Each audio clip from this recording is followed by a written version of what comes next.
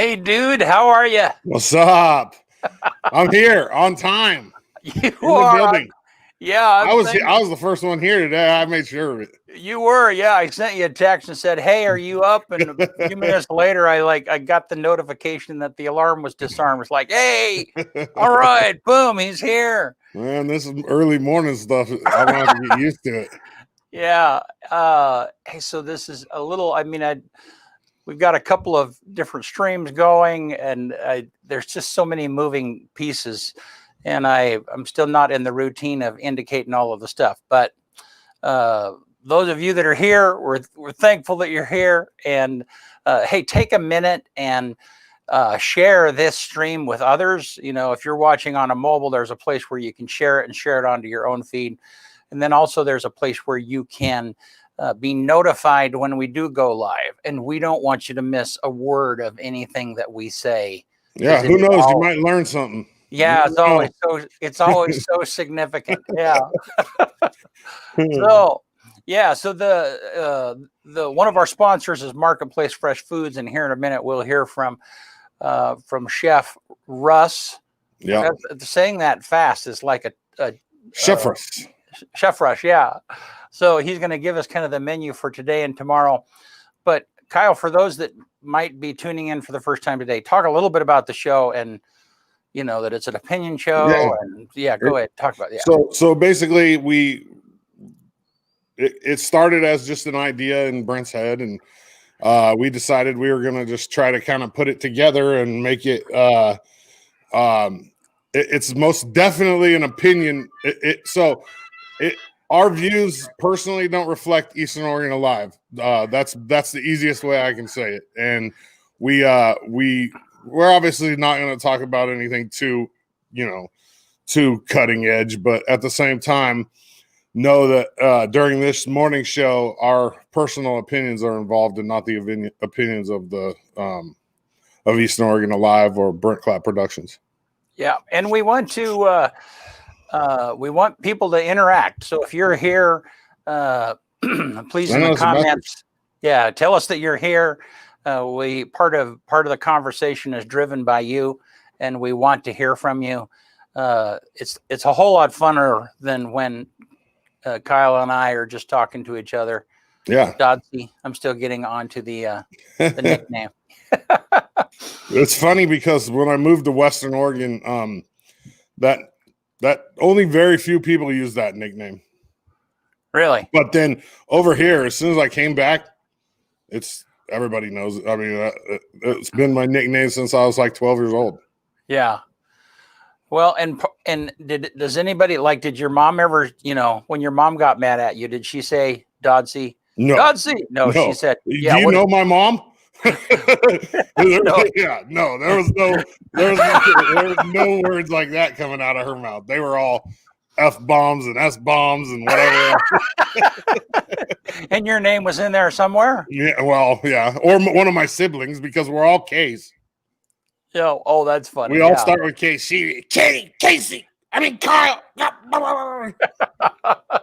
Mom, I'm sorry. I love you.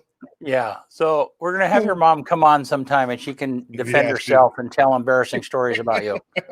Yeah. Oh, great. Yeah. Great.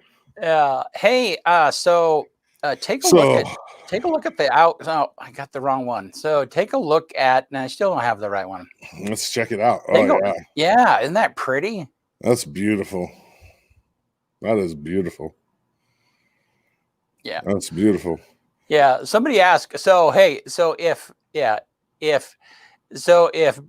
Brent is EOA, how is Pinton not the views of EOA? So good question. I appreciate that, Deb. I guess the point is that we're formulating news stories.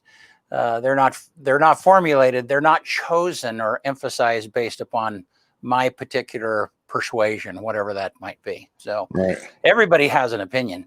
Right. He's wearing a different pair of shoes here. You know what I mean? Like, so in here, he's a guest on EO, the morning show at Eastern Oregon Alive. And I tell you what's funny is man, I have really struggled with that question as far as how do I maintain some kind of objectivity but yet express opinion. But on the same hand, we all do that in one way or another, right? When you go to work, you are professional, and whether you have an opinion or not about a particular thing, you know that your opinion it's not really relevant at work. And so, but at the same time, around the water cooler, you might have a lot of different conversations, or at a cup of coffee with someone, you might express your opinion. So I guess that's kind of how I separate it. All right, BC, we got this guy waiting on deck, Chef Russ. Okay. He's waiting. He's ready to go. Marketplace Fresh Foods. Chef Russ. They're the sponsor of this show, and we're gonna bring Chef Russ on and let him talk about what the daily special is today and the soups and tomorrow's daily special as well. What's up, Mr. Chef Russ? Your mic is muted. For some reason, he is muted, BC. I got it. Bear with us. There we go. There he is. Yeah. So tell us what the special is today in the soup and talk about tomorrow too. Right. How you guys doing, Eastern Oregon? How you doing? Beautiful Thursday morning. Today we got a couple things at the Marketplace Bistro. We got a buffalo chicken sandwich, fried crispy chicken with the buffalo butter dipping sauce, ranch dressing, lettuce, tomato, onion. We also have a second special today, which is a roasted pork enchilada with the Hatch green chili cream sauce. That's so 2 specials today. Also, the soup is a creamy mushroom and a spicy chicken vegetable. So come on down and see us, enjoy some soup, and have some lunch. Hey, we appreciate it, Chef Russ. Do you have any idea what the special is tomorrow so we can give a little... Special tomorrow is fish and chips. I had that last Friday. Yeah, we got hand-breaded cod, deep fried, real crisp cut fries this time. We're going to change it up this week. Last week we did steak fries. This week we're doing the crisp cut seasoned fries. And homemade tartar sauce. Everything's fresh, ready to go. Great paninis, great soups. So if you haven't had it yet, come on down.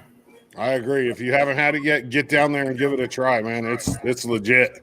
It sounds delicious. I love fish and chips. Oh, I had it last week, BC. I took it home for dinner and even reheated. I was just like, holy mackerel. And I don't even like tartar sauce. And there was 2 containers and I ate almost both of them. See it, and for me, the fish and chips and everything, it's just a carrier for the tartar sauce. That's it. Yeah. I mean, yeah, I could use popcorn with tartar sauce or styrofoam. Yeah, it's like I love it. Yeah. Styrofoam.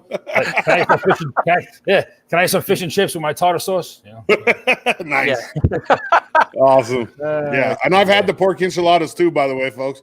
I sampled them earlier this week, and once again, fire. I mean, it was phenomenal. No jokes. And I'm a food dude. I mean, obviously. So I'm not just blowing smoke up people's back ends. Their food is legit. 100%. Right. Well, thank you, Russ, and we'll talk to you next Tuesday again. Yeah, we appreciate it. You guys have a great weekend, and come on down. Yeah, All do right. the same. Hey, thanks you. Thanks, Russ. Yeah, but BC, cool. their food has been elevated a notch, man. I'm telling you. Yeah, I'm hungry now. I wasn't before, but Me neither. It kind of got me. Well, hey, so let's go back to the weather for a second here. And so this is our live weather cam for those folks that don't know. That's beautiful.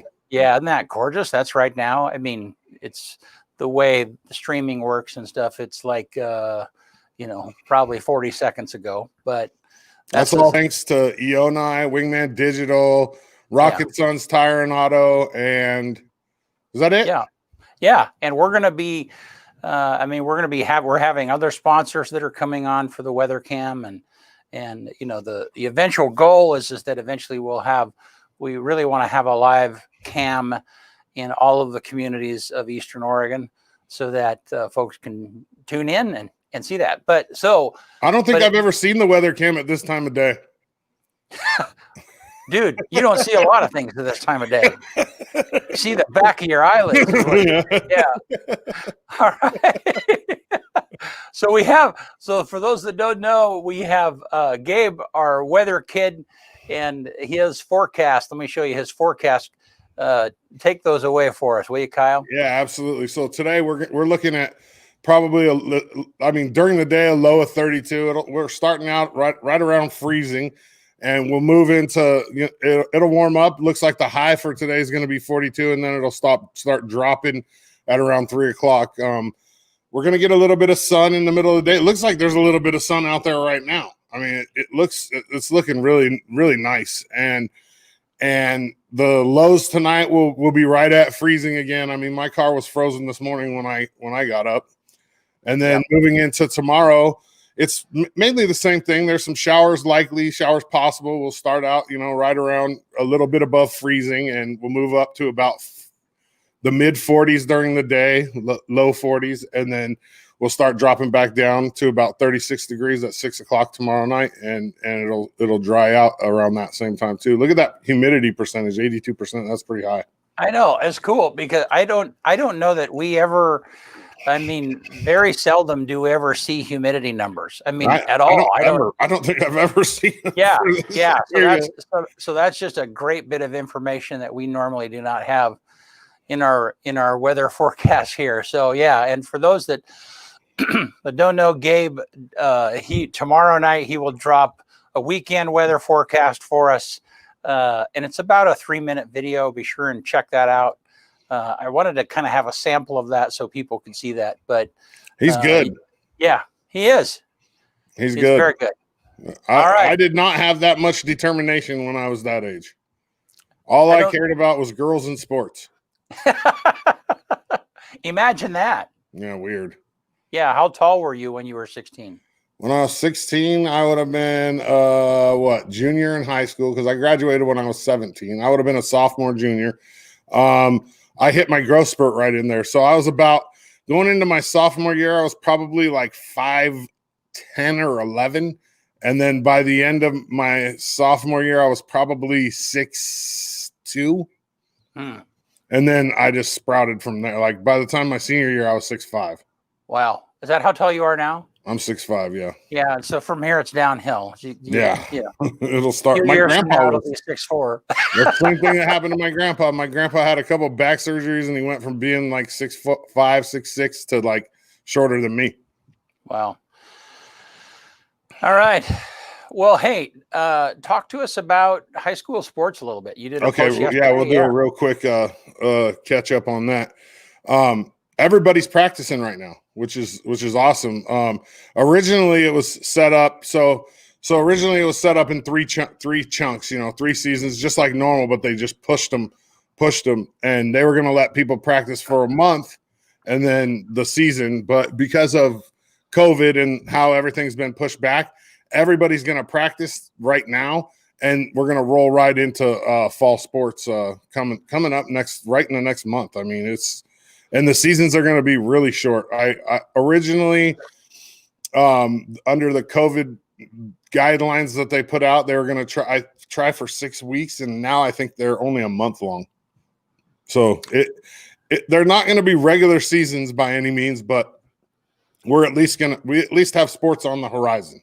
And so then, what sports are? What ones specifically, or what's the roster like? Which ones are coming first? The fall sports. So that would be football, volleyball, soccer. Okay. Yeah. But EOU is different. They're going to play all at the same time. Like all the sports all at once? Yeah, pretty much. Yeah. Yeah. It's going to be crazy up there. The softball team's practicing at 5 o'clock in the morning just so they have gym time. Wow. At EOU, because all the teams just got released to be able to practice, so they're all practicing right now. Every team at EOU. Wow. Yeah, it's crazy. Everybody's kind of shuffling to redeem something. Yeah, our very own Ben Welsh started practice yesterday. Benny. Yeah. I should say Benny because his dad's Ben. I call him Benny. His name's Bennett, but he's Benny boy to me. Yeah, for those of you that don't know, our main editor producer here in EOA Live, Brent Clapp Productions, has been Ben Welch. He is the son of Ben Welch, the coach, and he took a gap year last year. We're very blessed for that. Took a gap year, and so he's just starting his freshman year of college, and so that's affected our schedule here at work. We're trying to, figure out, we have him whenever we can, but we're trying to cover the bases and figure out how to do without him. Yeah. Don't tell Bennett this, but I've talked to people in the sports world, including his dad, about him as an athlete, and there's some big things on the horizon for that kid if he sticks with it. I mean, he's going to be good. That's awesome. Yeah. All right. Well, so talking about school, we're having we're streaming a town hall tonight with LeGrand High School administration, and they're talking about how they're going to open up and the class schedule. I don't have a calendar in front of me, but I think their first day is the 29th or the 27th, that Monday. And they're preparing for in student learning. Yeah. When on site. Yeah, well, I talked to them just briefly yesterday, and there's more, of course, more information will be coming out tonight during that forum. That forum is at 6:00 tonight. Be sure and tune in. You'll have an opportunity to ask questions and so on and so forth. But essentially, they're doing a split schedule. They're splitting the student body right down the middle, and so then half of the kids will come every other day. Yeah. And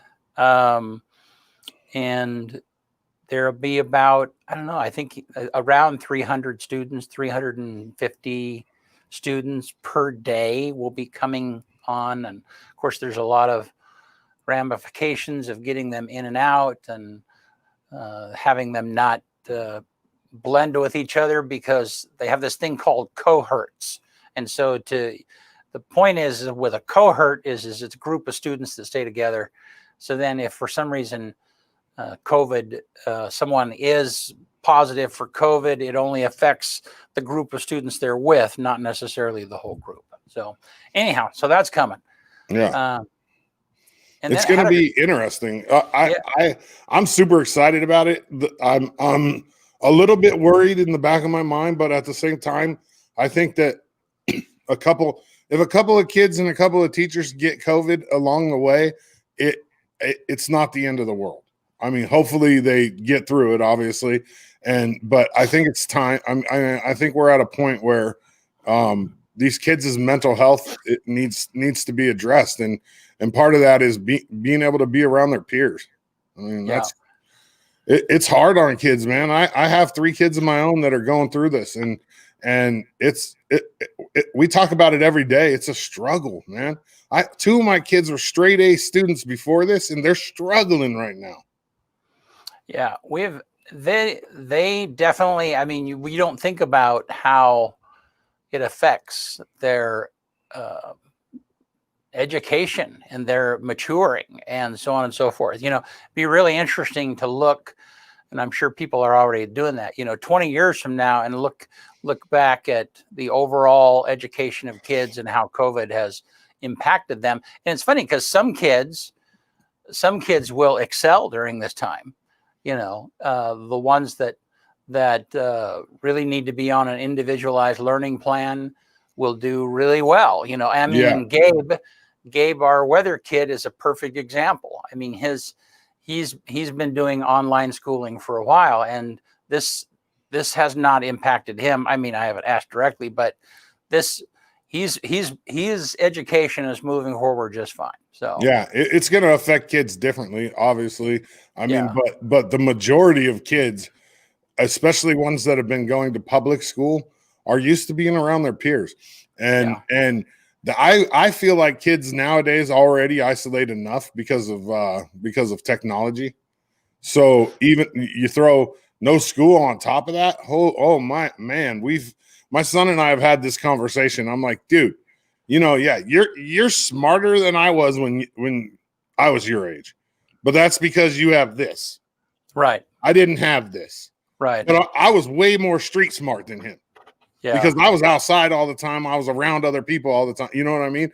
So that's the kind of the trade-off there. And with kids already isolating and being on their phones and not having that social interaction as much as we used to back in the days, pulling out the social interaction of school causes even more damage in my eyes.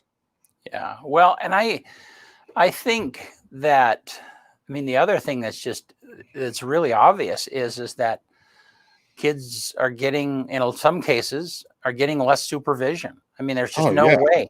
Yeah. I mean, there's just no way that parents can quit their jobs and be with their kids. No. Yeah. I heard somebody say, and I don't know how true this is, but I really do believe it. I don't know the exact numbers, but I heard somebody talking early on in COVID, and I've heard it a couple times since then, that the child abuse calls have gone down because kids aren't going to school, and that's where most of the child abuse allegations come from. Because so it's not being obviously reported. a kid's not going to report their parents. Right. It comes from school. So it's almost like that safety net for kids has been pulled away as well. I mean, there's kids that don't want to be at home because it's not safe. Yeah. And that's unfortunate and it's terrible. But at the same time, that's part of what schools provide is that safety net for kids. Yeah. And they haven't been getting that. So, hey, if you have a comment on this, put it in the comments. Fire away. We'll talk about it. Fire away. Yeah, or share this with others, share the stream with others so they can be a part of it. But no, I really sympathize with both parents and students. I'm a big parent supervisor person. I mean, my kids kind of knew that, and I haven't really. My daughter Kelsey piped in, so thank you, Kels. And I think you shared it and I shared it at the same time. Is that what happened? Yeah. Yeah. Kelsey knows that, my kids kind of knew growing up that I wanted to know where they were all the time. And there was a possibility that I was going to walk through the door and show up. That's your job. Yeah. That's a parent's job. Yeah. And I think that, but during this climate where kids are home all the time, I mean, it's impractical to think that someone is going to be able to, supervise their kids like that. Yeah, that's true. That schools are the only place where kids get a hot meal sometimes. You are 100% right, Molly. And I think it's kind of cool that that the schools, like at least from my kids, what I've talked to, like my daughter goes to a different school than my oldest daughter goes to a different school than my other two. My other two go to school in Dallas. My oldest goes to school in Fall City. It's a different high school. And they actually drop meals off at the house. They like do a delivery service for the kids. So, I mean, some kids are still getting a hot meal. I agree with you though, Molly. Like it's almost tragic in my mind, like what these kids have been through for almost the last year. It really is. Well, and I know that when Brett Baxter and I, the principal from LHS, talked briefly, the meal plan, both breakfasts and lunches will be provided at no cost whatsoever. I mean, whoever needs one will be able to pick that up. And so, no, that's positive news. And, when I talked to George Mendoza, the school superintendent, we talked about this a week ago or so. And, you can see, I mean, he related. He said, well, some people are really excited, and I have some parents that are equally like, what in the world are you doing? But they're pushing forward because I think the greater need is that kids really need to be, in school. They need that in-person learning. So yeah, but man, what a crazy span this has been. Oh yeah. Yes. This is like this is going to be in history books. Like what's it going to say in history books 100 years from now or 80 years from now? Like, what's it going to say about 2020? Yeah. I mean, we've had the craziest year this last year. It's been just out of this world.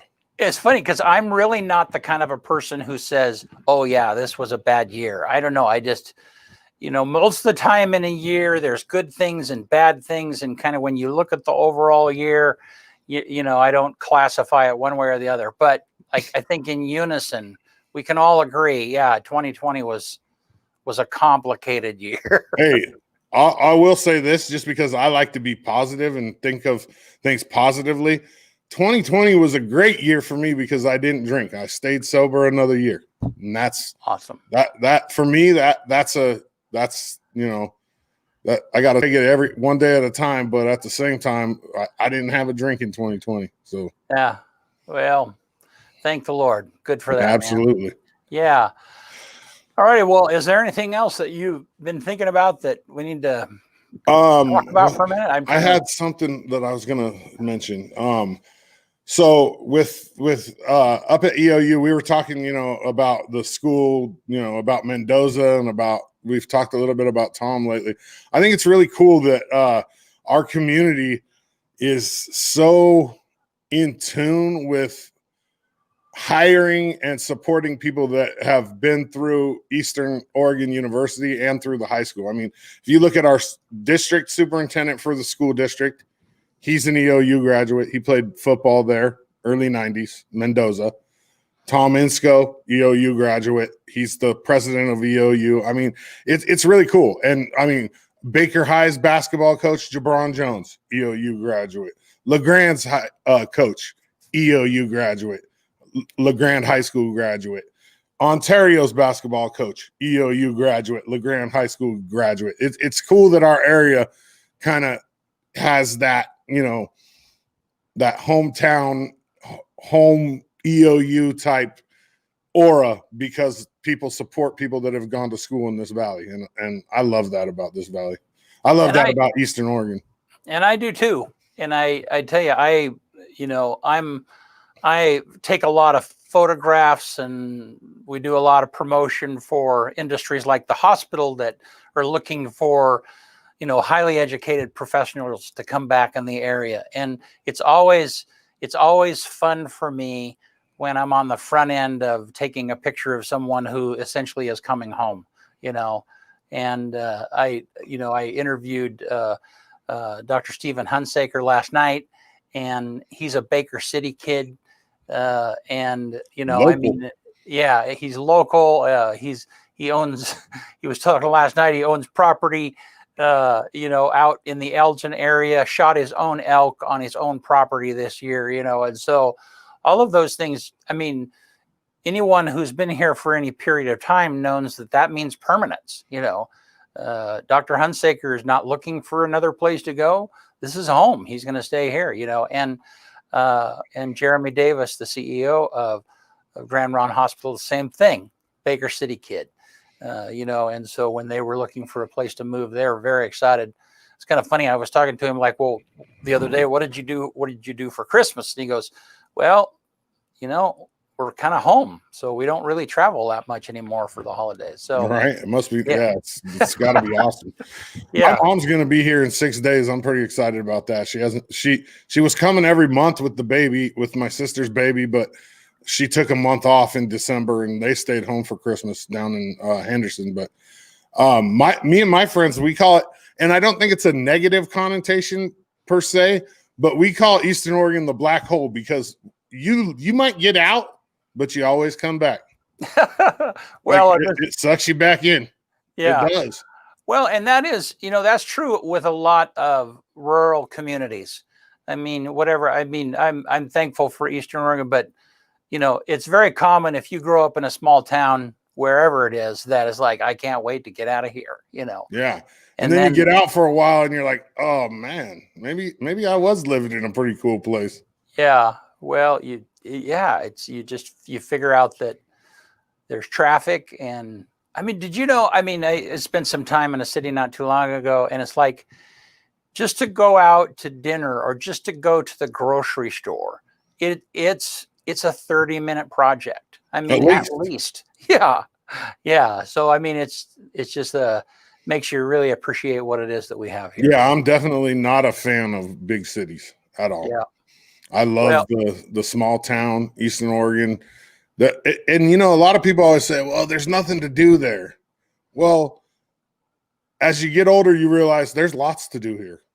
There is. I mean, we live in one of the most beautiful areas in the country. Yeah. We have mountains all the way around us. Every way. Well, I'm kind of old school. So when somebody says there's nothing to do here, and I'm like, and that's a bad thing. I mean, right. Yeah, because the point is that it forces you to get out. I remember, and I've told this story many times, when I was a kid, boy, just saying that prefaces we lost half our Yeah, was audience that right like there. in the 1920s or? Yeah, the 1920s. Yeah. So when I was a kid in the 60s and 70s, my brother and I would get to fighting. He's just 2 years older than I, and we'd be fighting, and all of a sudden my mom would say, get out of the house, And so like this hot summer day, and I mean, and literally she'd shoo us out the front door, and you'd hear the door close and lock. You'd hear the deadbolt go click. It's like, okay, we're not coming in. Right. And so, yeah. So, but we'd sit there for a few minutes, and then we'd be off riding bikes, or we'd play catch, or we'd figure out some other thing to entertain ourselves, It's the same for me. My generation, I mean, I guess I'm a Generation X, right? So I'm not a millennial. I was born in the 70s, 79.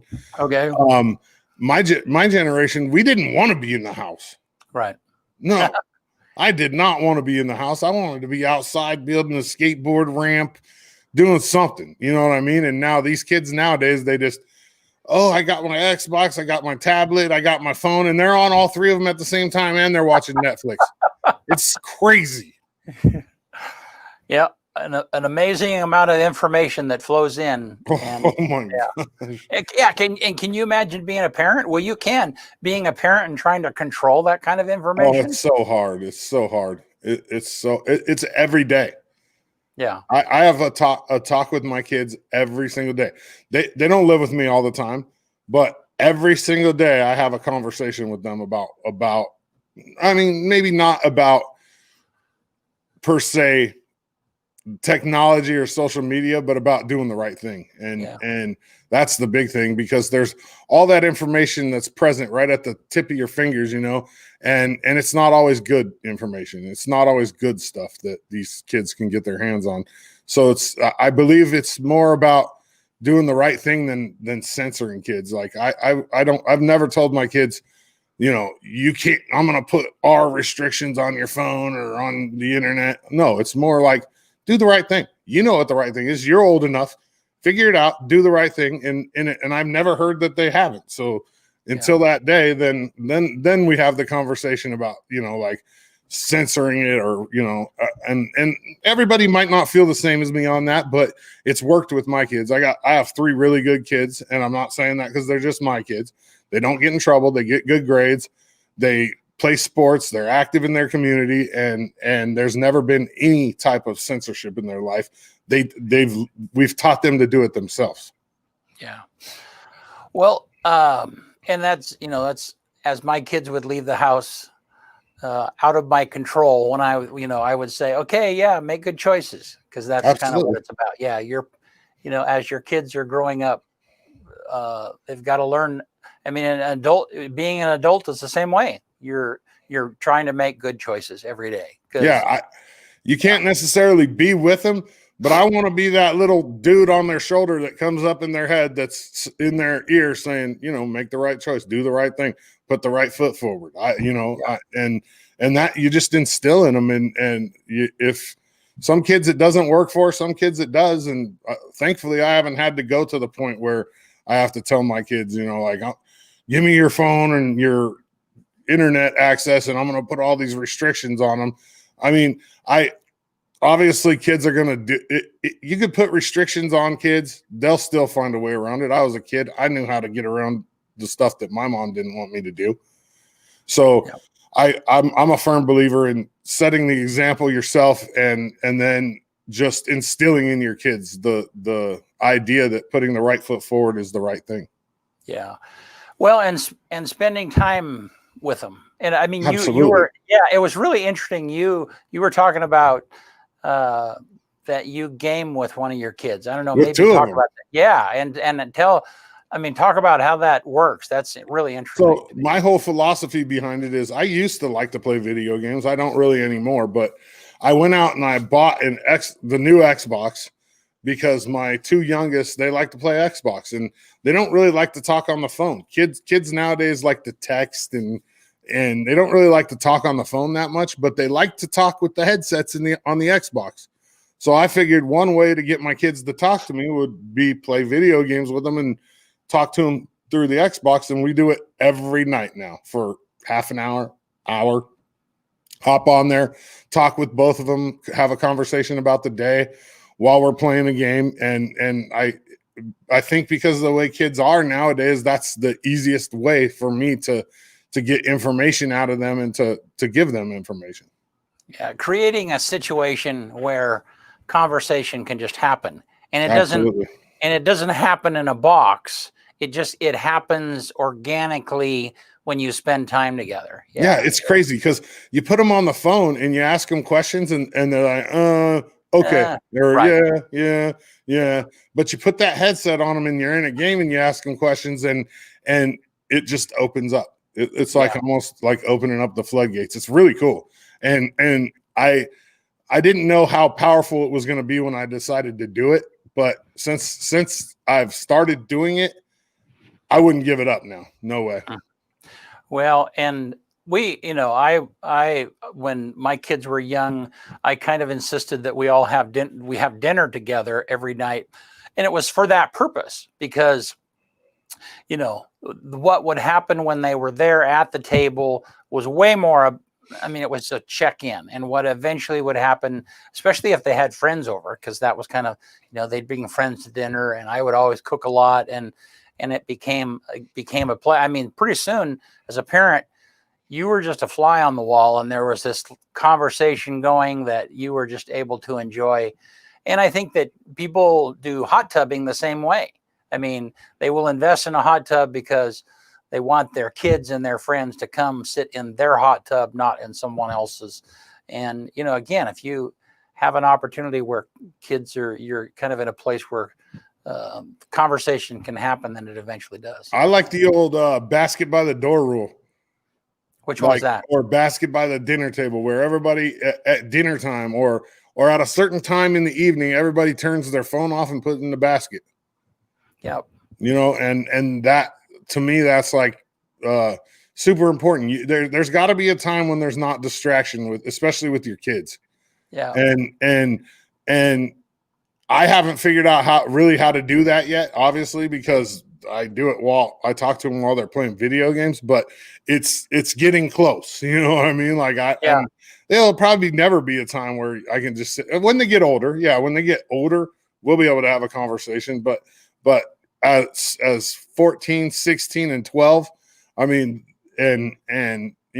all three of them are like, puberty is here, it's a cyclone of emotions and estrogen and testosterone and all this stuff going on in their brains. And I feel like it just kind of grounds them and gives me the opportunity to chit chat with them. Yep. And Kelsey, my daughter, is referring to what it is that I just said, that still remembers us all eating together. And again, it's not the mechanism. It's not. Her husband's name's Kyle, by the way. She's not talking about me. Yeah. So that it became an avenue. And another thing that people experience is when they go on road trips. And again, the first thing that kids are going to do when they go on road trips is they're all going to get on their devices. But if you say, hey, let's turn off your phone and let's all listen to music together. You're going to get groans, but the point is that if eventually kids, or even if they do listen to their devices, eventually everybody, if it's a long enough road trip, there's something that happens, Oh yeah. We used to play the ABC game. Yeah. You have to find something that starts with the letter A, and then you have to find something that starts with the letter B, and you just pass it around in the car. Yeah. And I can just hear kids groaning at that. Oh, I don't want to do that. That's lame. Whatever. Yeah. I'm on level 79 on Clash Royale. I can't play the ABC game right now. Well, and that's kind of why I like the hot tub thing, is because you can't really have your electronic device in the hot tub, or going for a hike. It's not really practical, No. So yeah. Yeah.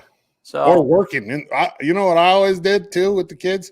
Let's go work in the backyard in the garden. You know what I mean? Like you're totally sounding like a parent now. My ex-wife messaged me yesterday. They flooded a little bit, like not the house, but the water level. They live right on a river, a creek, I guess. And she's sending me pictures of the water level rising. And then yesterday she sends me the picture of the water level and it had dropped way down. And like their fire pit and some of their chairs, there was debris from the water rising. And she goes, yeah, I got to get this cleaned up. And I said, the kids? I was like, don't forget that there's a 12-year-old, a 14-year-old, and a 16-year-old there that are free slave labor. Yeah. Like, put them to work. Yeah, but admittedly so. Every parent gets to that point. It's like, I am so tired of nagging my kids to do something. That you just do it yourself. Yeah. Yeah. It gets exhausting. Well, hey, we've gone longer than what we normally want to do. We're kind of our goal is to go 30 minutes unless Kyle and I get absorbed in each other and on a tangent. Yeah. Down a rabbit hole. Yeah.